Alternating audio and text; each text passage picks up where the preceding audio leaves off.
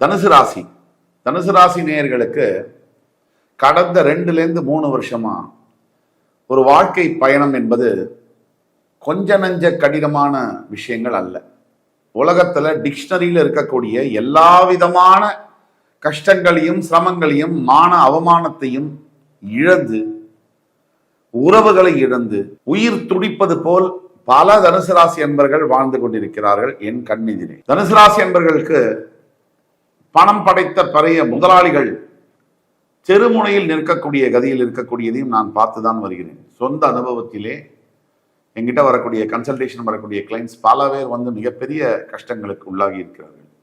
சட்ட சிக்கல்களுக்கு, அவமானங்களுக்கு, நம்மளோட தகுதிக்கு சம்பந்தமே இல்லாத ஆள்கிட்ட போய் கை கட்டி நிற்க வேண்டிய ஒரு அவல நிலை, இதையெல்லாம் ஏற்படுத்தி தனுசு ராசிக்கு தற்சமயம் பாடம் புகட்டி கொண்டிருக்கக்கூடிய கிரகங்கள் இப்போ சனி பகவான் 3ஆம் இடத்திலிருந்து 4ஆம் இடம் என்று சொல்லக்கூடிய அர்த்தாஷ்டம ஸ்தானத்திற்கு வரவிருக்கிறார்.